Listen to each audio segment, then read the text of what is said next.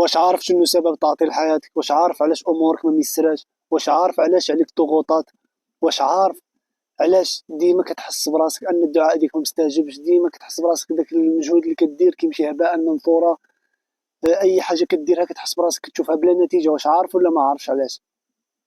السلام عليكم ورحمه الله وبركاته. نتمنى كل شيء يكون بخير وفي الف خير وفي صحه وعافيه وفي احسن حال. اللي مريض ان شاء الله اسال الله العظيم ان يشفيه ويعافيه، واللي كيتمنى شي حاجة ربي يحققها له أسأل الله العظيم أن يحقق له ما يتمناه، سواء بنت ولا دري ولا امرأة ولا راجل وأيا كان. من الأمور اللي كتخلي حياتك معطلة وكتحس بالتعطيل في حياتك ماشي دائما كيكون سحر. ربما ما كتصليش. إلا كنتي ما كتصليش فهي السبب تعطيل حياتك. إلا كنتي ما كتصليش فهي السبب عدم قبول الدعاء ديالك. إلا كنتي ما كتصليش فهي السبب في التعاسة وفي الحياة الضنك ديالك. كما قال الله سبحانه وتعالى: ومن أعرض عن ذكري فإن له معيشة ضنكا. يعني معيشة ضنك هي الضيق من كل شيء، وهذا الشيء اللي وقع معك انت اللي ما كتصليش. واما كتصلي وما كتصليهاش الصلاة كما يجب، يعني كتصلي الصلاة غير كاملة. هنا كيخصك تراجع الصلاة ديالك مع الله سبحانه وتعالى وحاول تصلي الصلاة صحيحة باش امورك تيسر، باش امورك تولي مزيانه، باش الضغوطات النفسيه والمشاكل اللي عندك يحيدوا. الامر الثاني اللي كيسبب لك تعطيل في حياتك، هذا الصراحه خطير جدا جدا جدا واسمع مزيان. الامر الثاني اللي كيسبب لك التعطيل في حياتك وهو ذنوب الخلوات. يا الله، اللهم احفظنا من هذه الذنوب، اللهم اغفر لنا جميعا.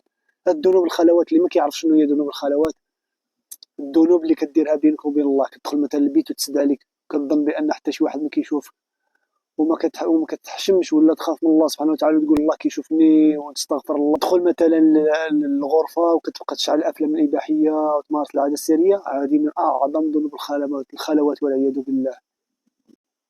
وهي هاد الذنوب هذه كتسبب واحد التعطيل خطير جدا في حياه الانسان. كتحس براسك كلشي موقف، وكتمرض بالاكتئاب، وكتمرض بالحاله نفسيه خطيره، وكتحس براسك عايش في وهم، كتحس براسك عايش في عالم اخر، كتحس براسك بحال عايش في حلم ما عايش في حقيقه.